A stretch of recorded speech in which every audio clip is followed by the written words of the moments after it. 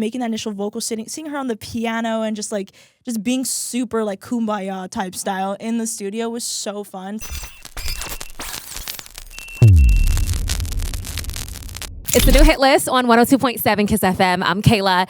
Z3lla is back. Hey, thank you for having us. Oh my gosh. How long has it been since I've seen you guys? Actually, it was April of last year. Oh my. No, wait, was it? Yeah, it was 2 years ago. Like 2024. 2 Aprils ago. It was 2024. So almost 2 years ago. Oh, yeah, so almost 2 years ago. Oh wow. I It's been know. that long. Different hair. A lot. Maybe of I Well, you grew guys some look like height. twins now.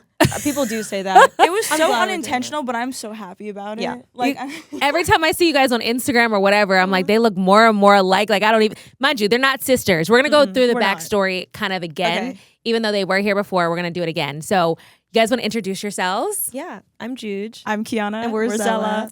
And they are amazing DJs. They have a brand new song out called Supernova that we're going to talk about in a little bit. But briefly, let's go back into your backstory for the new people here. From Pennsylvania. Yes. Quickly tell how you guys formed.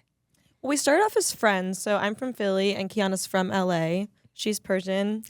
We're both first generation American, and I'm from Brazil. Yeah. So like you two, like Kayla, from Pennsylvania, lived in Chicago for a little, kind of all over the place, and she's an LA native. I've only ever been here. Yeah. So she brought a whole new walk of life for me, and I loved it. Yeah, so I moved to LA when I was 17, got a nanny job, dropped out of high school to pursue music and acting, and then I met her. Yeah. And we were friends before working together or anything, and then fate just took its course. To be honest, like I wasn't even in the industry, or I loved music, and I was like making music and involved in it in like many different ways beforehand. But until I met Juge, I actually like never even thought of pursuing a career in it. And it wasn't until like we were friends and she like sparked some creativity in me like that I didn't even know I had, and just naturally over the years we started making music, and one thing led to another. We like divulged in writing, and like we were really prominent as like writers together, and then we joined this artist like career together, and everything kind of just like went naturally, if that makes sense. Yeah. We started off as a writing duo, so Yeah. we wrote like a ton of different genres because she's more like jazz, R&B, and I'm more pop country background. So we wrote as a writing duo, and then we signed our first publishing deal, and then I was doing a project that was more like Ray pop dance leaning. We were writing in the UK, and I just felt creatively really stuck, and then I was like, we should do this together. And I'm not someone who like 50% anything, so I like really had to sit with it because I didn't want to just like intro that thought to her and then not follow through. And she was like super down. Girl, I have been waiting for you to ask. I was so excited. Because I would have never done music if it wasn't for her. Like I always feel like my place in this is her. It's with her. Like We're better together. We're better We definitely together. felt like, I mean, I had been pursuing the artist career for a while at that point, and I felt like nothing flew as organically, not flew, but like, you know what I'm saying? It didn't go as organically until we became a duo. Yeah. It just happened. Everything happened. That is amazing. And now you guys have traveled the world together. You've done so much. You've had so many successful hits. And I know your most recent one just hit Billboard again. So that's a huge accomplishment. Thank you. But since I seen you almost 2 years ago, what is the biggest accomplishments that you guys have had? Whoa, okay. I would definitely say touring is at the top of the list. I feel like when we started this, we were having a lot of momentum on the record side, and touring was not as like prevalent at the time. And now in the last year, we have toured so much and done so many shows, and have played with some of our favorite artists and met people who used to inspire us, and like actually, you know, became friends with them, and have entered this whole new community that I think like has changed our lives. I feel like connecting to people has become so different now that we play live, and we've made so many like friends. Our fans are friends with each other. Like this community that's like started to become a thing through us has been so exciting to be a part of. I feel like that's definitely one of the biggest. I don't know if I would say success, but I think for me, the thing that I've been most excited about is like sonically finding what felt most authentic to us, like for us, not for the consumer.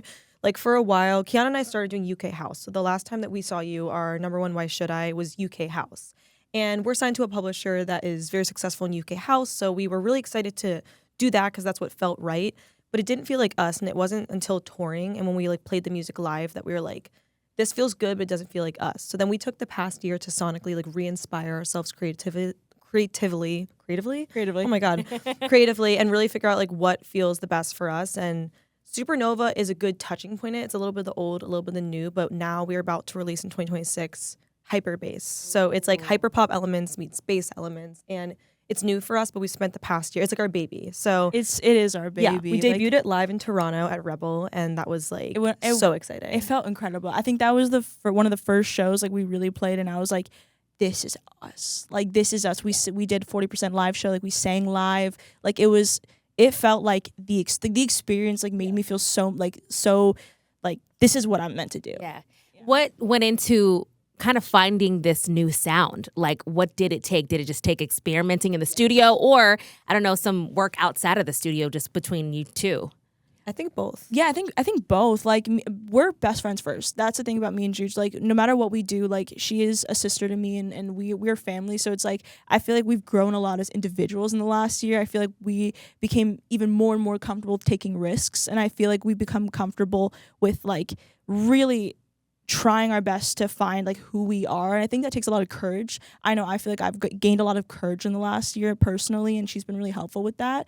I think like we've been just in the studio so much. We've been working so much, making so much music with so many incredible people that inspire us, and she, to be honest, like I feel like I would say she spearheaded this new sound. She came to me with this like concept and this idea that, again, I didn't have the courage to actually think, could this even work? And then we tried it and tried it and tried it. And I remember there was a few songs that just, I was like, oh my God, like this is it. And I will say, like, that courage sparked with her.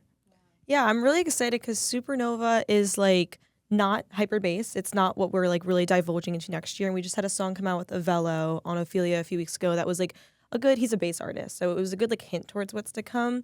But I'm excited because Supernova, we needed something that like bridged the gap, because going from like UK house, then going all the way to a completely different genre, we were a little bit worried, I'm going to be honest. So I needed something that had like a little bit of the old, but the new, and I didn't know how that was going to be received. So it's been exciting seeing that people like Supernova. So I think they're going to like love the new stuff if they like Supernova. They're going to like it a lot better. A lot of people in the bass scene, when we were showing them the new stuff, because there is, I would say, two sides to this, like the very like progressive and the house and the UK house, like there's like a more brighter side, and then there's like the bass side, the wubbier, the dub side. There's like, you know, hard and like light. And I feel like what they've been saying and what we feel is like this is like the perfect intro to bass. It is like a lane that I feel like has not been tapped into yet, where it's like if you're not comfortable yet with going to like a subtronic show, go to a Z3lla show. Yeah. You get what I'm saying? So I think like that's what we're trying to do here. Well, I'm happy for you guys that you found this new sound. I'm excited for the new stuff that is coming next year. But what has been some of the trials and tribulations that you have been through this year? Because, I mean, yes, you found this new sound, but with success comes some obstacles. So what were some of those for you guys this year? I would say getting used to touring, like as we've talked, I think with my health, I have like a chronic health condition, as we've discussed. That was something that I had to figure out how to manage on the road. And it was like uncharted territory, because managing a chronic illness, even from home, is difficult. Managing it on the road was like a whole nother thing. And I didn't want to disappoint anyone. I didn't want to disappoint her. I didn't want to disappoint myself. And she knows I'm not good with saying no, and I'm not good with knowing when it's too much. So just finding ways to maintain that, I think, was difficult, but we're here, yeah. I found out that you had a chronic illness because I had an episode or situation that happened earlier this year. I have lupus. I know a lot of people know. And then you reached out to me and was like, you know, we know what it's like. Yep. We're here for you. And that meant so much to me. And to hear that you go through so much, it breaks my heart. And I asked her if she was okay with sharing, and she said absolutely. So do you mind opening up about what exactly you have and what it is and what it means? So similarly to you, a lot of people, I have Lyme disease. So that's kind of where, I mean, I started having GI issues in middle school, not to make this like a whole like health podcast overshare, but that's kind of where some things were like, okay, something's not right in middle school when my GI issues presented. Because other than that, I was like a fairly healthy kid. And then it was like rashes, and then some more symptoms progressed. And then I'm from Pennsylvania, like as you know as well, like the grass is up to here, deer's everywhere, and like super not educated of the risks of Lyme disease. And I was diagnosed positive with Lyme disease when my health took like a tremendous turn. And funny enough, a lot of people get misdiagnosed with lupus who have Lyme. Like they're very similar. And I don't know for you, like do you deal with some like inflammation issues? All the time, yeah. What do you do to combat Well, that? usually they put me on steroids. Prednisone. Like, yeah. And I also like I've been trying to go the healthy or the holistic route because I'm so sick of medicine. So I know like pineapple juice helps with inflammation and all these other foods that I'm trying to, So Well, they give you one, and then they give you two to help the side effects of And it that one, causes and then a four to help problem. that one. I'm over it. Yeah. I'm over it. So then after that, I was diagnosed with epilepsy. So that was like a few years ago. That was like a big curveball for me. And a lot of people with Lyme disease experience like neurological side effects.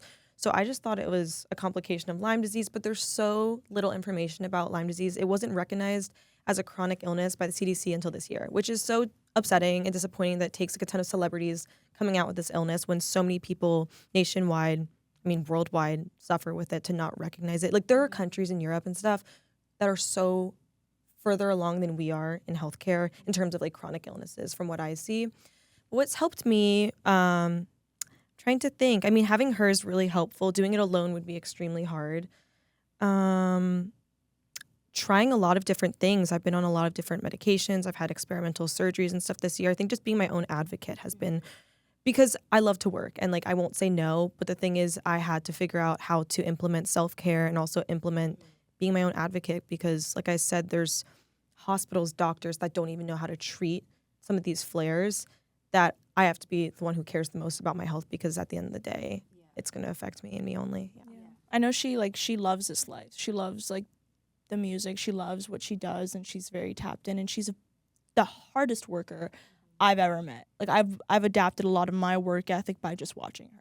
So I'll give her that. I think for her, it's like finding balance, because she will push herself to the end before she will ever say no to a show, before anything. So it's like advocating for herself. Oh, we have stories. Like, I'll give you some good ones. We have stories. Like, that's what I'm saying is you probably get it too. It's like you want to show up for those people. You want to show up for work. You want to show up for yourself.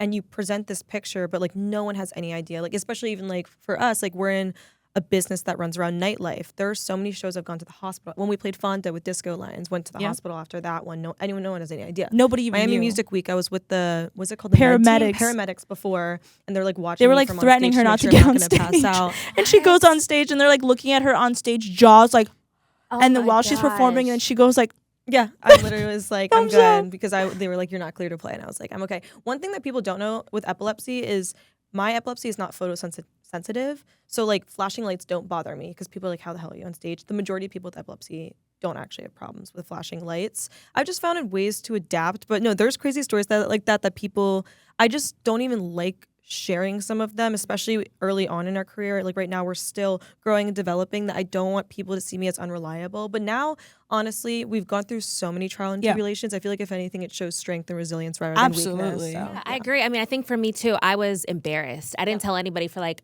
a year and a half to 2 years, because one, I didn't want people to think that I wasn't capable of doing my job. Two, I didn't want people to look at me like I was dying and feel sorry for me. And every time that they look at me, like I hate being perceived. Like that's my thing. And like I get body dysmorphia and I get insecurity, and I just don't want another thing, people looking at me like, oh, this, and this. Oh, and So she's fair. sick. You know what I Yeah. mean? So I relate so much to pushing yourself and never saying no, and always just keep on going, because I have to overcompensate for my illness.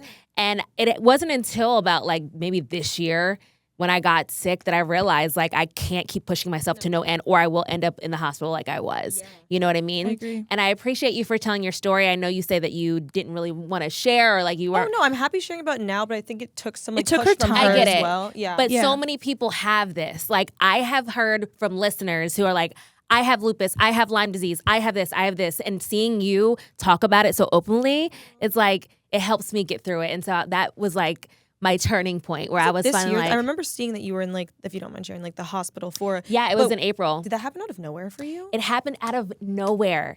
And mind you, I had been so good for like a year and a half. I hadn't had nothing wrong with me. I know what it feels like though. That's why. No, it's hard. Yeah, I hadn't had nothing wrong with me for like a year and a half. My lupus had been silent. But you my- were already diagnosed before. I got diagnosed in like 2019. Okay, so So I had been good. I'd been good on my medicine and my routine, and then all of a sudden my body just lost feeling. I started feeling numb in my hands and my feet, and then it just traveled up to my face, and It felt so terrifying. it was a long thing. We don't have to get into all of it, but yeah, it just that's what happens. It just comes out of nowhere, and it's like you could be performing on stage, and then boom, you're in the hospital the next. How do you manage you know? though? Like, what do you feel like if there's anything like you can do now to like, for instance, like there is nothing. So I'm saying like you have to kind of give yourself grace and mercy because like sometimes it's not even pushing too hard. It's just a chronic illness. But how do you manage it now? I think Besides the supplements and the also self care. I like to live my life like I don't have it, which is very bad. I should I'm outside, you know what I mean? Like, and I have autoimmune disease, so like I can, if you have a cold, I'm gonna get pneumonia. You know what I mean? No. So I always, and I love people and I love having people over. And I think the turning point for this last time when I was in the hospital, it was my birthday and I had like 50 people in my house, and not blaming it on anybody who was there. But I think it was the next day that I was like, oh, something is really, really, really not right. So I need to be careful of the spaces that I'm in. I can't be partying as much as I used to. And I just need to prioritize that.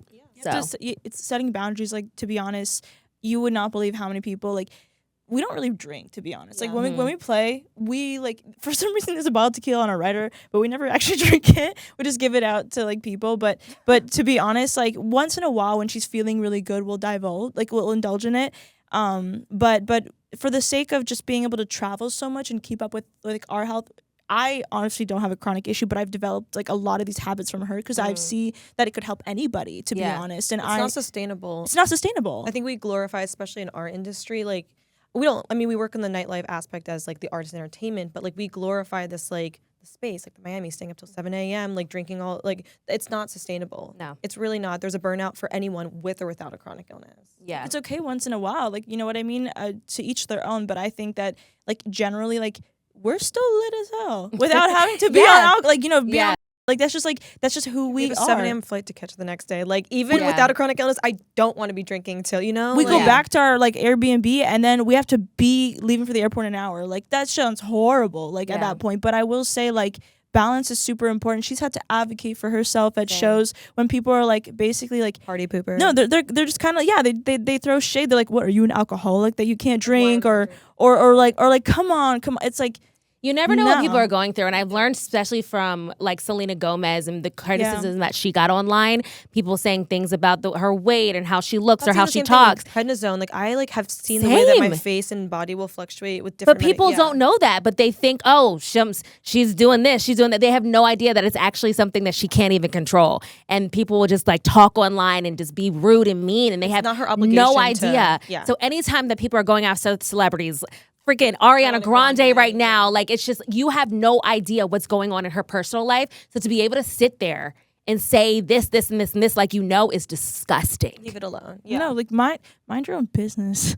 Like to be honest, like I don't know. I see it all the time, and I personally am just like anybody who has that much time and energy to be that negative and cruel is bored and needs to go figure something out. I will say something too is like, have you ever found a community within? Yeah, so that's been helpful for me. Me too. So like Lupus Foundation of America has been great. I even hosted the Lupus Walk like 2 years ago with Tony Braxton. Like I got really, once I decided to stop being embarrassed about it, I was like, oh, I'm gonna talk about this. So I talk about it on my podcast. I'm very open about it, and I'm very much involved. I've hosted panels about it. So I do have a pretty good community as well. And so that's what I would recommend to anybody who is going through whatever chronic illness that there is. Find a community and find a support system. And it's so beautiful to see this right here, because it's like you just said, you don't have it, but you are going through the motions with her. She's an advocate. Like we partner with a lot of Lyme organizations. Limelight Foundation, that's someone who helped me. Like in the middle of your 20s, a lot of these treatments can be very expensive. And so a few years ago, I mean, growing a career in something that's like not a standard salary or whatever, Limelight Foundation gives grants to young adults within their 20s. So that's like an organization we partner with. Has been really helpful. Global Lyme organization, we partner with them a lot, and they actually like ask Kiana a lot of questions. They've done a lot of features on her, like how is it being an advocate or being a business partner or being a friend for someone with Lyme disease? Because I think a lot of people just want to be around for the highlights of people's life, and it's nice to have someone who's like around for all of it, you know? I think there's a lot of like, I think this one word is super important when talking about these kind of things, because I feel like everyone like unintentionally feels shame.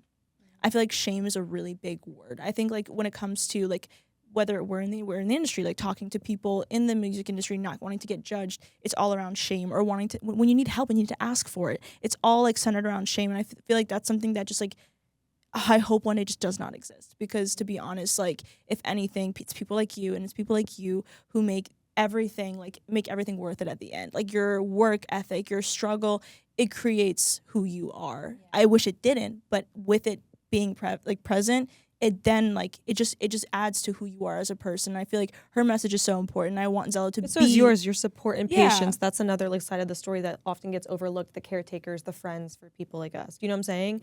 And not that we're any different, because we take care of each other, but it's beautiful to see someone who sticks around, you know, So what would you say to the person watching this right now and they want to get into the music industry, they maybe want to be a DJ or artist in general, and they are going through something that we are, and they're scared that they're not going to be able to do it? What is your message to them? I would say first and foremost, make sure you're your first priority. Make sure that you're taking care of yourself. Make sure that you're doing the right things for yourself. I think people just at one point stop prioritizing their health. Never stop prioritizing your health. That should always be your first priority. And also seek the help. There's help all around, whether it's even hitting us up on Instagram. We're connected through, if you have Lyme disease, we're connected to the Lyme community. We're so happy to give information out there, help people join a community, seek help. You will never be able to do it alone. It takes a village. So that's definitely I would say you're going to have to do it differently, and that's okay. Meaning I don't think my journey looks the same as hers, as a lot of other people's, and that's okay. You can do it your way. And I'm very proud of the way I've had to do it. It might not be the most glamorous. Like I said, there's a lot of nights I've missed out on things. I've done my job, but I've gone home after, and I might have looked like the party pooper. I might have been the person that people are like, damn, she's not the fun one I want around. But it's I did my job. I did as much as I could, and I did it my way. So And you're alive. yeah. And I'm alive. Okay, Exactly. so Tell the story. You're keeping yourself alive, So I love that so much. So heading into the new year, with this fresh perspective, this new sound, what are you guys hoping for? What are your goals? I have never been more excited to release music in my entire life. I know for a fact, we've made this is our baby at this point. We really have made this sound that I cannot wait to just play live. The way it makes me feel playing it live, the way it makes me feel to see people feel, it live. I just cannot wait for these records to come out. I feel the same too. I mean, Supernova, I don't want to discredit it because we're really excited about this transitionary song into a new phase of Z3lla. But next year is going to be the best year I feel we can authentically be ourselves. And that even comes down to in your 20s, you try so many different types of outfits. You try so many different types of versions of yourself. And I feel we've found the version that feels most like us. So I'm really excited because also too is we sing and write all of the songs, and that's not really common for electronic. And I don't think a lot of people know that. We've done festivals, we played Brooklyn Mirage, and people kept telling us wait to sing. And then we kind of screw that recently. And then we debuted our live vocals, 40% live performance. So we're DJing, but we're singing majority of it now. And the reception was just the best thing I could have asked for, that I think it's going to set us apart next year. And I'm excited because that's what I'm most passionate about, is the performing aspect. So getting to do it our way, not other people's way for us, is the most exciting part. I think they can see that. That's at the end of the day, I think they can see that the whole name, the whole reason behind the name Z3lla is my middle name, her middle name combined. And the 3 is me, her, and anyone who's with us, you or our audience. And I feel now the experience is what it's supposed to be, because when I even am DJing and I'm watching her on stage and she's just I'm get it. She's just she's doing her thing, and she's just doing her little dance and stuff that I saw her rehearse in our living room, and she's just out there having the time of her life and performing. I feel people can now see we're so happy to be there. We're so also, we're excited. breaking into the boys club. I will say we are so lucky. We are friends with so many of these guys in the game, but they know it themselves. It is a boys club electronic wise, especially in the bass scene. There's not many women, and the ones that are doing it, I mean, they're freaking badass and they're killer. But we're excited to show what we have to offer to the scene because it is male dominated, and we're excited to kind of break the mold a little bit. Album on the way, or is it just going to be different songs that are dropping next year? As of right now, singles, but it is cohesive with the sound of a project, so to be determined. Okay, all right. How it comes out, not sure still yet, but it is a project. Okay. So that is kind of, All right. Well, Supernova is out right now. Before I let you go, what is the thing that you love the most about this project and why you're so passionate about it? Hyperbass? Supernova. Oh, Supernova, the song. Okay. I think it was the first song to make me feel really excited since Why Should I? That's what I say. When I heard Supernova, there's this one feeling I always said I had with Why Should I, where it's I just knew. And I feel like I remember exactly where we were making it in the studio with our homie Alec, and like making that initial vocal, seeing her on the piano, and just being super like kumbaya type style in the studio was so fun. So I think like one, the creation of it, how it came from like an acoustic natural essence, and then two, just the feeling I knew it was gonna be something special. I think also too, for me is like Kiana said, it does create a similar feeling to Why Should I? Not sonically, but we've been in this place before and we've done this once, and we have, aside from the chronic health stuff, we've gone through a lot of trials and tribulations in terms of just the music industry and the business side in the past couple years. And we're even gonna get tattoos if Supernova. That's God you willing, heard it goes here number first. one. Because like one time's a coincidence or luck, some people could say, but two times it's So we're gonna get like two. What do we say? It's one time's like one time's luck, but two time is like. Oh my god! Dude, I even forgot. What the hell? What did we say? I don't know what it is, to be honest. We will think on that a little bit more. We usually have telekinetic powers, so I don't know why it's not working right now. But basically, we're gonna get two dice with like a one it feels on it. like it's like we're here to stay. Like it's like, you know what I'm saying? Yes, you are. Yeah. One time's an accident, maybe like lucky, and then twice is like, nah, there's a reason for that. Oh, Yeah. People You know? are gravitating towards your music. People believe in the music. They like the sound. Why not keep listening Yeah. to it and pushing it? I love that. So I'm excited to be here again, and it feels like it's been meant to be. Yeah. Yeah, it feels meant to be, and I honestly I feel grown. I feel like that's another thing too. When we started Z3lla, I feel like I was obviously grown. I wasn't a child, but I mean, it was only 2 years ago, barely, which is crazy. So to much say. has happened So since much has then. You happened, grew, That's the matured. Your sound has evolved. yeah, And you have more and more listeners. yeah. We also made this with our friends, which is really cool. That's Yeah. always really exciting. We love like meeting new people, new collaborators, but like this song was literally just like us and our two like really close friends, Alec and Ryan. He goes by TR. He's an artist as well. But what was really cool about it is like we just like had pizza, made this, and like that was the one that stuck this year for us. Yeah. Well, Kiana, Juju, thank you so much for sitting with me. Thank you, Angel. I love you. I We love love you you. too. Thank you for this healing conversation. Can we have one more hug? I feel like we Yes, need one more hug. Thank you.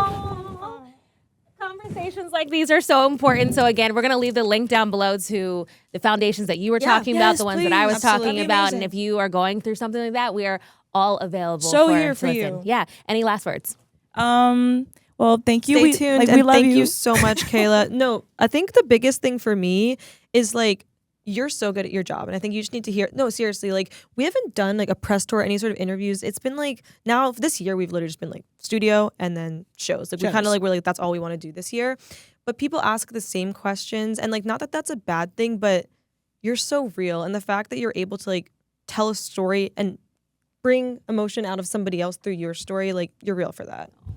that Cry again. that's how it dead should ass be. though. No, that's how it should be. That's how it really should be. I guess one thing I will say is like authenticity is the winner in this, and if you need any help with anything going on, we're a community, so please feel free to reach out and go listen to Supernova. Go listen to Supernova. Z3lla, everyone. It's the new hit list.